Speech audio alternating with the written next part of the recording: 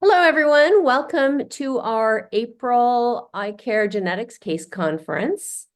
I'm Tua Pal. I'm a clinical geneticist at Vanderbilt, and I wanted to hand it over to my colleague, Brenda Zuniga, to talk about the first case. Thank you. All right, so this is a 26-year-old female who was referred due to a personal history of FH deficient leiomyoma of the uterus.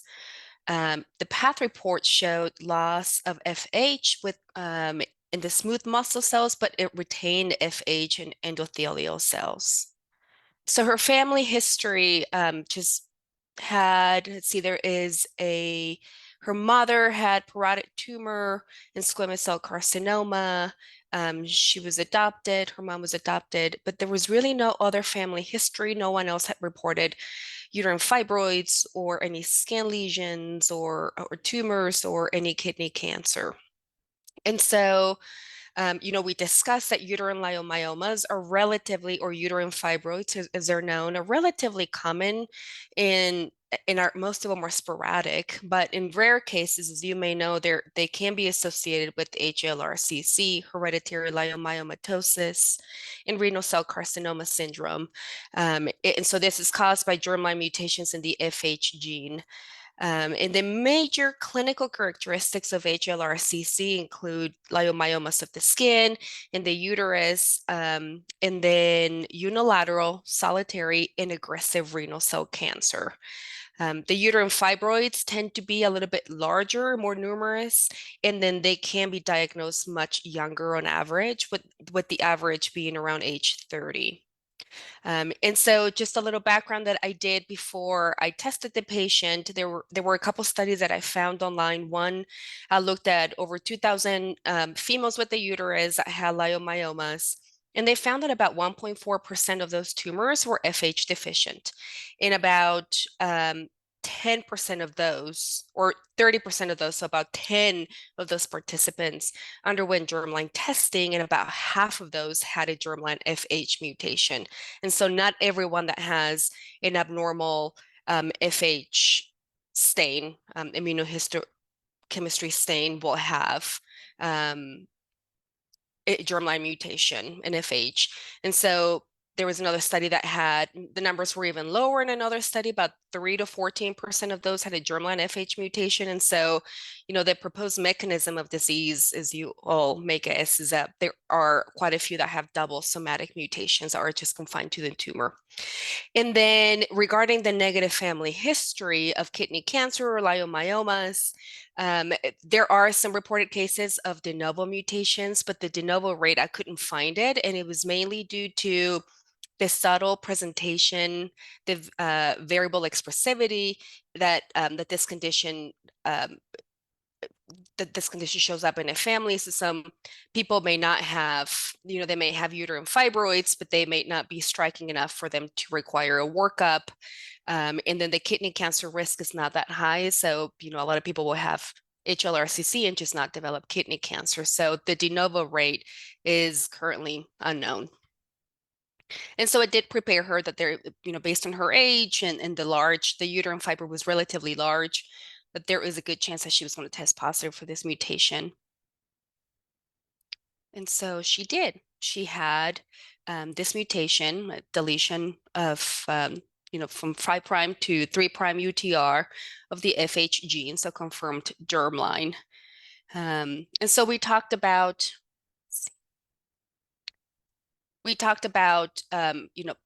the risks for these benign tumors and kidney cancer. And so most females with a uterus that have HLRCC will develop the uterine leiomyomas, about 90% of them. And then while fibroids are common in the general population, again, these tend to be larger and more numerous in size. More likely to require surgical removal of the uterus. And so most women experience irregular or heavy menstrual and pelvic pain, and the uterine fibroids should be evaluated by a gynecologist every year. And then for the skin leiomyomas, I've never seen one, and she did not report any history of them, but about 50% of people will develop these benign tumors.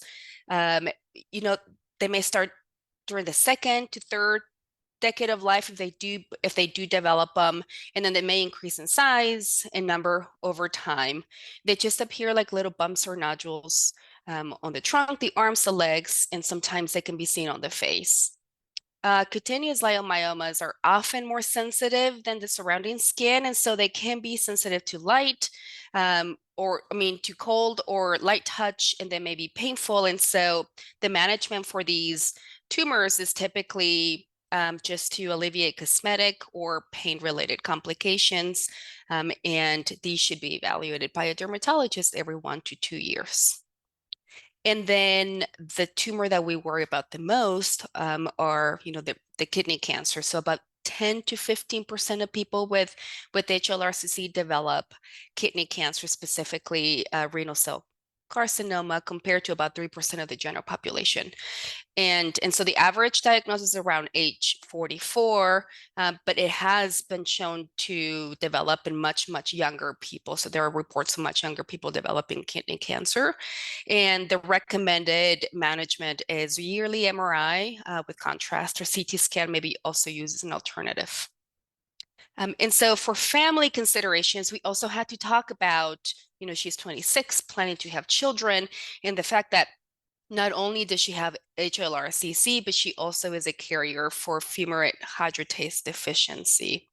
And so talked about testing her partner, if they choose to test her partner, just, know her risks.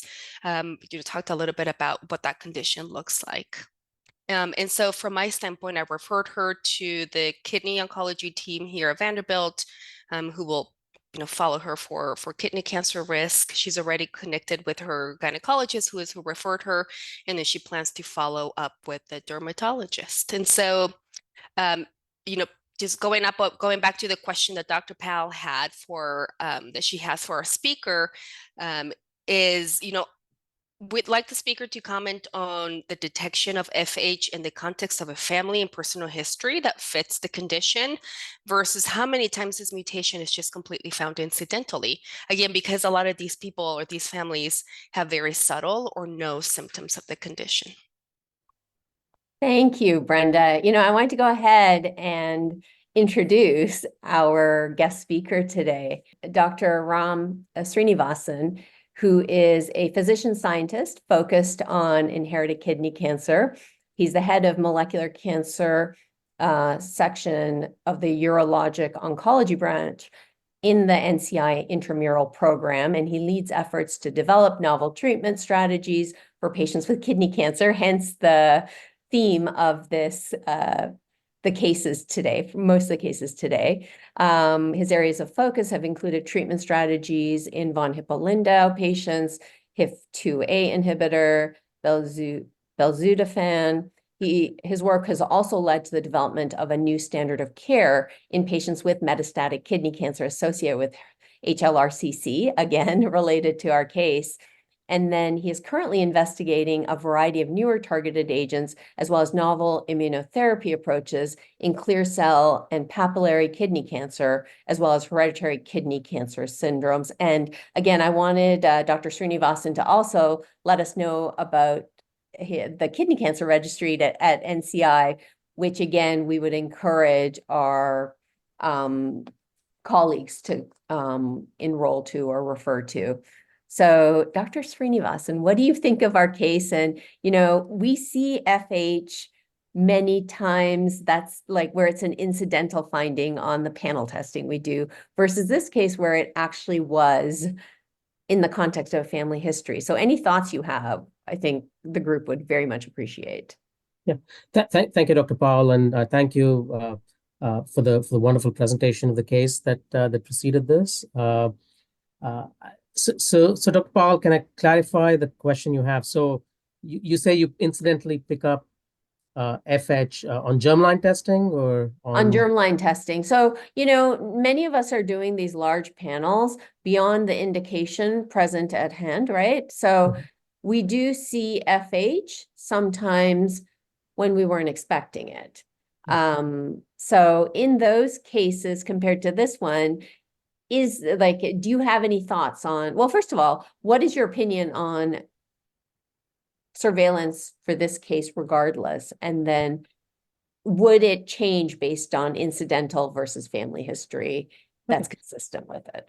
Okay, so to me, the way I look at it is, of course, the population we see is very different.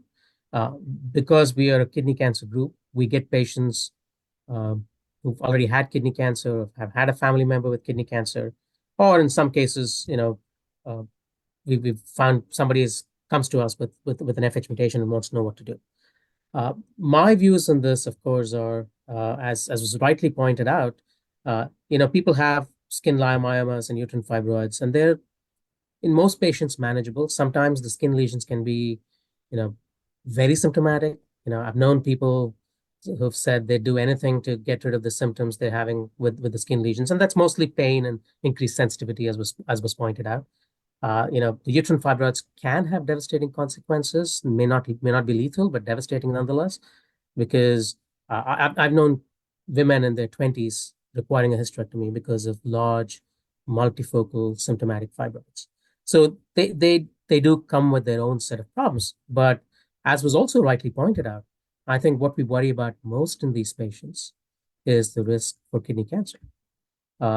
In our center, we sort of said, the incidence of kidney cancer based on our series is around 30% or so in these patients if they have a pathogenic germline alteration in FH. In the real world, that incidence is probably likely to be lower, say maybe 15, 20% is what we estimate. However, I think the consequences of not diagnosing an HLRCC-associated kidney tumor early enough to allow resection and minimize the risk of metastatic spread is so devastating. It's so lethal that anybody who has an FH germline mutation, in my mind, needs to be very, very aggressively monitored for the development of renal tumors. And this risk lasts lifelong. I've seen people in their teens. I've seen people children as young as 8 or 9 years old develop these tumors. And I've seen people developing these tumors in their 70s. The average age I see people, and most of the patients develop the renal tumors in their third or fourth decade, but you can see it throughout the life. And so if I see a patient who has a germline pathogenic FH alteration, incidental or otherwise, I recommend very close surveillance, just because the only way we know to cure these patients is to take care of these tumors when they're tiny and still localized to the kidney. Unlike other, inherited forms of kidney cancer where we have time, right? I mean, VHL, we say you can wait till the tumors get to be 3 centimeters before you take them out. HLRCC tumors tend to metastasize very, very, very early. We've seen tumors which look like cysts but have a small mural nodule, and those can be associated with metastatic disease. Size is not a criterion for delaying surgery in HLRCC. If you see anything, the least hint of a solid element in the kidney associated with a cyst or independent of a cyst, if you see a small solid tumor, our practice is to take it out right away. I don't know, Dr. Paul and the team there, does that answer the question that was raised? Is there something else specific you'd like me to go into? Yeah, no, you answered the question great. I think one of the comments is that there are certain FH mutations, which again, I think we've all seen, where it only predisposes to the autosomal recessive condition, not the autosomal dominant HLRCC. But those ones you wouldn't obviously do anything. Correct. But for those ones that are bona fide HLRCC predisposing mutations, what you said stands. Okay, no, that's perfect. Yeah, that is what we do. We actually, one of our colleagues here who knows you, Dr. Katie Beckerman, is the one who we refer to here. And I had invited Katie, but she just wasn't. She's in clinic, so she wasn't able to attend today. And it was your NCI director used to be my go-to, Dr. Kim Rathmel, but she's obviously doing more important things right now. Yeah, I think most of us, including her, would say that there's nothing more important than taking care of patients. But you're right, she has a lot on her plate now. Yeah, no, you're right. You're right. Point taken. Okay, so take it away. Thank you. Thank you again. Thank you again so much for the invitation to speak today. I'd not heard of ICARE until my email exchange, I think last year with Dr. Paul, and I looked into it a little bit. And I must say, I'm very, very, thrilled to see something like this. It looks like you guys are doing some wonderful work, and I can only imagine uh, uh, how broad your reach is, and hopefully it'll get even broader, and how many patients you're able to help. Uh, Happy to help in any way I can, particularly within my area of expertise. And that's one of the reasons, I was very excited about talking to you guys today. I'll try to keep my presentation very brief. I was told 10 to 15 minutes. Hard to get through a lot in that time, but I've picked a couple of things that I wanted to go over a little bit more. And then hopefully we'll have time for questions. This is a slide I've shown for years and years, uh, essentially to highlight the point that when we say kidney cancer, we're talking not about a single disease, but about a variety of different tumors, each with its own genetic clinical makeup, each with its own quirks, all of which just sort of gets bundled into this term kidney cancer. These are in fact very distinct entities that need to be managed very, very differently. And while I've shown the slide for many, many years, with time, the slide has really become outdated. Kidney cancer is a lot more complex than what the slide suggests. The other slide I also show is the histologic and genetic heterogeneity that underlies kidney cancer. This slide is also probably a little outdated, but it does convey to you the complexity of how many different histologic subtypes you can see arising in the kidney, and how there are a variety of different genes that drive each of these individual entities. And I won't have time to go over each of these, so I'm happy to answer questions later or correspond with you guys in person if you have additional questions. But I'll try and go over a couple of these entities. A lot of our focus in this group is on inherited forms of kidney cancer. That doesn't mean that we don't care about non-inherited forms. We absolutely do.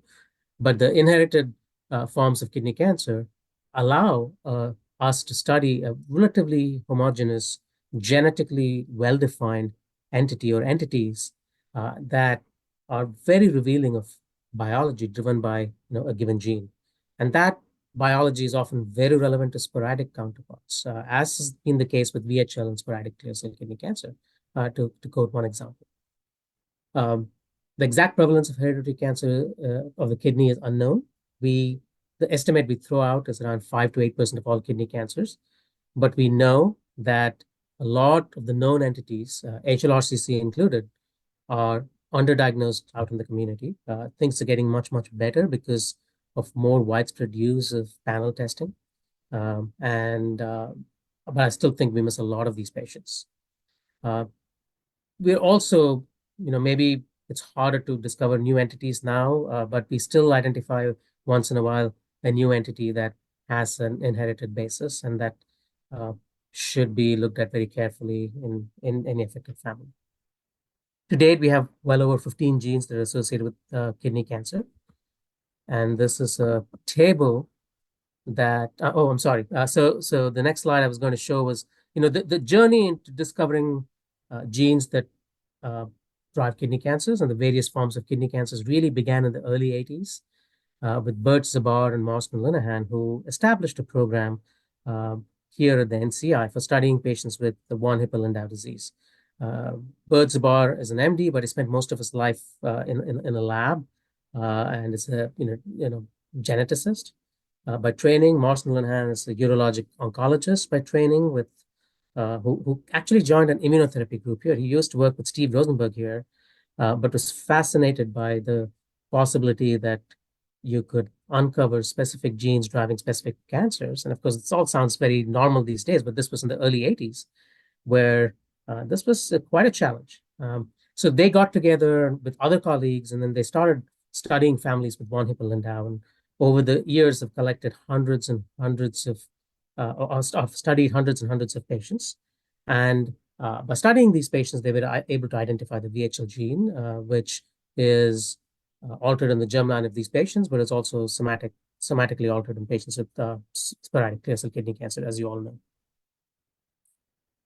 Over the years, then, a number of other inherited forms of kidney cancer have been identified and described, most of which I think are highlighted in this relatively recent review article from Dr. Shuck and his group. Dr. Shuck used to work with us at the NCI as a fellow and now runs a program in the the urology department at UCLA.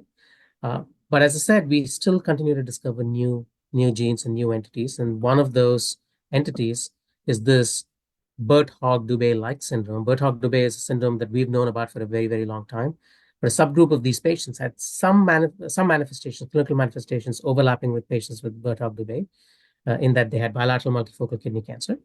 But we noted that kidney cancer was a little different in its makeup. Most of these patients had very aggressive kind of papillary kidney cancer, rather than the typical hybrid tumors or the chromophobe or oncocytomas that we see in BHD patients. These patients also had a predilection for developing lipomas, subcutaneous lipomas. And we were able to identify an alteration, germline alteration in a gene called PRDM10 in a couple of families. There's also a family or two that's been identified out in the Netherlands that carries the same variant. And PRDM1 is actually very closely related to folliculin, the gene that's altered in BHD. It seems to be upstream from and transcriptionally regulates folliculin. So if you have an inactivating mutation of PRDM1, you don't make folliculin, which is sort of similar to losing folliculin with an inactivating mutation, as you would in BHD. Suffice it to say that there are still entities that run in families that lead to kidney cancer that we haven't fully characterized, and this is one such example. So we have a very, very broad based program here at the NCI Urologic Oncology branch that's focused on a multitude of approaches, all geared towards making lives of patients with inherited forms of kidney cancer better, and by extension, those with sporadic kidney cancer, so share some features, genetic and otherwise, with these patients with inherited forms of kidney cancer. It all begins, of course, with disease characterization and gene discovery, and this is a program that Marston Linehan has run for years, and this involves really studying families with various inherited forms of RCC. We have a registry, as Dr. Paul mentioned. We call them natural history studies here. Everything here at the NCI is done on a clinical protocol. And so we are willing to see anybody with kidney cancer, but certainly anybody with an inherited form of kidney cancer or suspicion of an inherited form of kidney cancer. We follow these patients. We see them. We fly them over whenever needed to the NIH Clinical Center. We help manage them. We help in any way we can. We work with local providers as well to make sure these people are getting the care that they need. And this is a program that's been open for very, very many decades now, and it's only getting more and more robust. So any questions you guys have, if you ever want to refer a patient, or if you just had a question, do not hesitate to reach out to us. We're more than happy to see them and help in any way we can. As part of this program, of course, we study the natural history of various forms of inherited kidney cancers. And in one setting particularly, it's been very instrumental in helping lead to an FDA approval of a drug, and I'll go over that in just a second. Of course, part of this effort relies on detailed genetic profiling and characterization, in addition to clinical characterization of these patients. Inevitably, this work then leads to understanding why these various genes lead to the cancers they lead to. And so a large part of our effort, both in my lab and Marston Linehan's lab, is devoted to identifying key drivers of disease in these tumors and exploring preclinical models that allows us to test approaches that are potentially translatable into the clinic. And of course, the reason we do all this is to help manage these patients better. A multitude of approaches, again, have been put forth over the last 2 to 3 decades, both at the NIH and some collaborators of ours and at other centers, that I think have essentially revolutionized the way we look at patients with these bilateral multifocal inherited forms of kidney cancer. And one of the major surgical contributions was the introduction of nephron-sparing approaches treating these patients. And this is particularly valuable in patients like HPRC, or hereditary papillary renal cancer, which is a MET-associated type 1 papillary kidney cancer syndrome. It's particularly important in patients with VHL, These patients get tumors, multiple tumors throughout both kidneys. And in the 80s, the treatment was to take both kidneys out and put them on dialysis. We don't do that anymore. We offer them a nephron sparing approach, take out the larger tumors to prevent risk of metastasis, and go back as needed to try and maintain as much renal function as possible while taking out the tumors that are most likely to cause trouble. That approach is not valid in patients with HLRCC. Disease control and prevention of metastatic disease overrides all other concerns. And yes, we still do partial nephrectomies in those patients, but often we take a very wide margin. We make sure we don't leave any tumor behind when the nephrectomy is being done. And just want to clarify that. I also heard a comment that I want to clarify. I think it was mentioned during the earlier presentation that FH presents as unilateral tumors, and that is not always true. Yes, a lot of the patients present with unilateral tumors, but we've seen a number of patients who have bilateral multifocal disease, just as patients with other inherited forms of kidney cancer did. We also have big focus in developing systemic therapeutic approaches, two of which I'll go over in the next few minutes. The systemic approaches really are born out of all the work that's preceded in terms of both gene discovery and mechanistic studies and so on. This is an effort I lead within the NCI, and I will talk about our approaches in VHL and VEVAS and in FH deficient kidney cancer in particular, but we are looking at similar approaches in a multitude of other kidney cancer entities as well. Okay. I think a lot of you have heard about the advances over the last decade or so in targeting the VHL pathway. Even before the HIF2 alpha inhibitors became available for clinical use, downstream consequences of VHL inactivation, including VEGF, VEGFR, PDGFR, MET, etc., have served as targets for patients who present with metastatic clear cell kidney cancer with a fair amount of efficacy. But the holy grail really for us was to directly target HIF2, which we know is a key mediator of VHL-dependent oncogenesis. Because HIF2 alpha is a transcription factor, it was traditionally considered undruggable until the code was broken and a very clever approach was taken to devising small molecules that would prevent heterodimerization of HIF2 alpha with AR and T, the said heterodimer being essential for the transcriptional function of this molecule. So by disrupting this heterodimerization, belzutifan and other drugs in this class effectively inhibit HIF2 alpha. We studied this compound in a multi-center, single-arm study in patients with VHL. 11 centers across the world were involved in the study. This included Vanderbilt, of course, when Kim Bracknell was still there, as well as 7 other centers within the US and 3 European centers. The key goal here was to take a look at this compound and see if we were effectively reducing a tumor burden in patients with VHL. Key eligibility criteria for the study: diagnosis of VHL, at least one measurable RCC as defined by RECIST, no metastatic disease, no prior systemic anti-cancer therapy. So it's important to realize that this is being done in patients with localized kidney cancer, which is a huge clinical problem. Again, I didn't have time to go into all that in this talk, but I'm happy to discuss it after the talk if need be. But there's a real need for a systemic therapy that complements the normal surgical approach that we use to treat these patients. So this study was conducted, accrued very rapidly, even though VHL is a rare disease. 61 patients accrued within 6 to 9 months. Primary endpoint was to look at ORR in VHL-associated RCC, but we also looked at responses in other tumors associated with VHL, safety, and other commonly evaluated efficacy parameters in these kinds of trials. The original data were published in 2021, and I just updated this data yesterday at AACR. When you look at the data, not surprising, but still very, very gratifying. We know that we hit a key mediator of these tumors, so this data shouldn't take us by surprise, but it's still good to know this is what we see. Overall response rate in kidney cancer, 67%, with over 90% of the patients demonstrating some degree of tumor regression.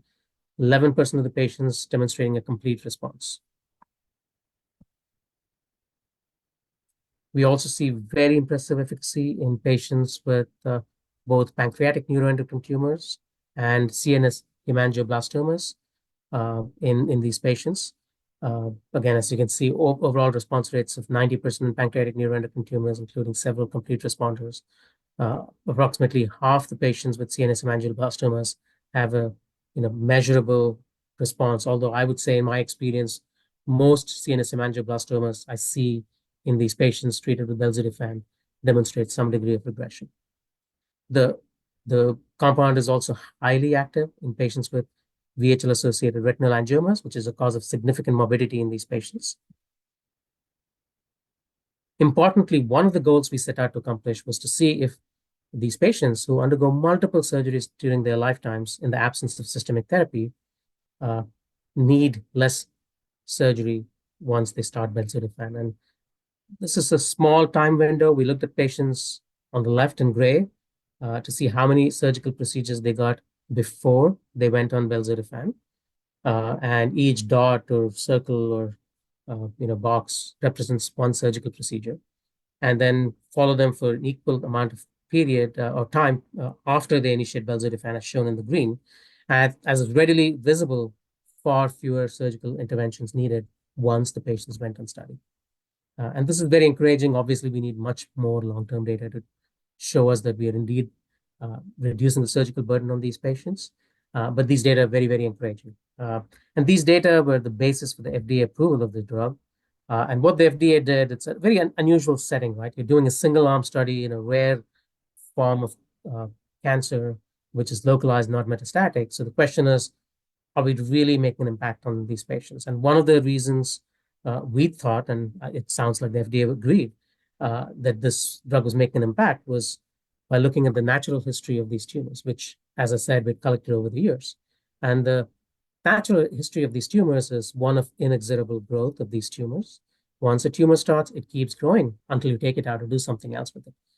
We have a lot of good data on how quickly these tumors grow and when to take it out and so on and so forth. But the fact remains that these patients do receive and need intervention at some point, probably multiple time points, and that intervention is usually in the form of surgery until this drug became available. So because of this approval now, some VHL patients can be managed medically, and this medical management then allows us to avoid or delay surgery. I would emphasize that belzutifan should complement, not supplant, surgical intervention in these patients or surveillance. But I think it's a great adjunct and has revolutionized the way we treat these patients. I would also add an element of caution. Not everybody should be given belzutifan. I think it takes a lot of experience to really determine whom to give it to and when to give it to them. Because I'll emphasize again, long-term efficacy and toxicity remain to be understood better. We only have the most recent analysis we had was on follow-up of 4 years or so. And while that may be great for people with metastatic disease, for a chronic condition where we manage these patients from a very young age until the 7th or 8th decade of life, 4 years is a very, very short period of time. So we need to understand how this drug performs in these patients over a much longer period of time to enable us to better manage these patients. I'm going to very quickly switch gears, talk about HLRCC. I don't think this introductory slide is necessary because you've already heard about this disease earlier today. Suffice it to say that this is a very it's a very aggressive form of papillary kidney cancer. Left alone, these patients will die and die quickly. Before we had an effective treatment, patients who came to me typically lived a year or year and a half on average. Typical checkpoint inhibitors or especially VEGF-targeted agents that were very effective earlier on in patients with clear cell kidney cancer didn't seem to show a lot of activity, although there is activity to combinations of checkpoint inhibitors and VEGF-targeted agents. But for the better part of my career, I started seeing these patients in the early 2000s. And until the intervention that I'm going to show you now, we used to lose every single one of these patients. And I've seen patients in their teens come in and a year and a half later, you were talking to them about hospice and seeing them die very sadly. Uh, Significant effort towards understanding the mechanisms underlying FH deficient oncogenesis led us to few, very obvious observations. One was when fumarate hydratase is no longer functioning, fumarate accumulates. And this accumulation has multiple consequences. Again, I don't have time to go into all this, but one of the most devastating consequences of fumarate accumulation is post-translational modification. It's called succination of a number of intracellular proteins, some of which are critical for mitochondrial function and mitochondrial DNA integrity. By inactivating these proteins, we wreak havoc with the mitochondria, and the electron transport chain is defunct in these patients. This leads these cells to be reliant on much less efficient process of generating ATP, aerobic glycolysis. And that aerobic glycolysis is supported by upregulation again of HIF. This is not VHL, and VHL is intact in these patients, but HIF does get upregulated in these patients by a different mechanism. And that supports the aerobic glycolytic process that we need to sustain these tumors. And this led us to hypothesize, again, for reasons I don't have time, I can't go into the reasons in detail, to hypothesize that the combination of a VEGF antibody, bevacizumab, and EGFR inhibitor, erlotinib, would be effective in these patients. We did a simple phase 2 study with the standard dose of bevacizumab and erlotinib, had 2 parallel cohorts, one cohort with FH deficient tumors, or actually HLRCC tumors, and another group of patients with sporadic forms of papillary kidney cancer, and showed that this combination was very, very active in the HLRCC patients with an overall response rate of around 72%, and median PFS of a little under 2 years. So again, no time to show this. The regimen is also active in a subset of patients with sporadic papillary kidney cancer, and we're trying to characterize that subset to try and figure out who those patients are. We're building on this data. Even though we see a high response rate, we don't see cures. And we have actually more than anecdotal evidence that single-agent checkpoint inhibitors in a small subgroup of patients can induce long-term complete responses. And to explore that phenomenon better, we have initiated a study in collaboration with CTEP and ETCTN. I don't know if Vanderbilt is an ETCTN site or not. I can't recall offhand. But if you are, this is a trial that you are welcome to join, and would really love to have you guys join. But this is a study that looks at a combination of bevacizumab and erlotinib, along with a checkpoint inhibitor, in this case, atezolizumab. The overall scheme is shown here. The slide on the right, including the contact and the open sites, is all outdated. My apologies, I somehow missed that before I sent this to you. There are around 8 sites, I think, that are now accruing to this study, and the coordinator is different too. If you guys are interested, please reach out to me and I can give you more details about the study. I'm going to stop there and then say that none of this would be possible but for the families and patients who have worked with us over the years. I'm also blessed to have a wonderful team of colleagues across multiple disciplines, as you can see here, each of whom I think brings a unique set of skills that has really helped us get to where we are today. And last but not the least, the institution I work with, which has shown unstinting support for work that I think would be very difficult to carry out in most other places. I'm going to stop there and take any questions you have. I noticed that there are a lot of questions that came up via text while I was talking. Do you just want me to go over them one by one and start answering them? Yeah. So I mean, there was one thing that Marianne Duvart-Go, who is a clinical cancer geneticist, she asked about complications seen after surgery for patients on belzutifan, if any, and how long do you stop belzutifan before surgery? So pretty specific question. Yeah, on the study that we did with belzutifan, we typically stop the belzutifan a week before surgery. And that was sort of a made-up number in some ways. We don't know of any obvious wound healing or other issues with belzutifan, but out of an abundance of caution, my approach is always to hold belzutifan for a period of time, and that can be anywhere between a week or two before we undertake surgery. Most of the patients who require VHL-associated surgery on belzutifan, with the rare exception of people who've had, rapidly developing CNS symptoms, don't need urgent surgery. So we have the luxury of stopping belzutifan, keeping them off it for a long time before going into surgery. The more specific question about how good or how easy is surgery, we're collecting data on that. In fact, I think we have a publication that's ready to go out. We're looking at, a small series of patients.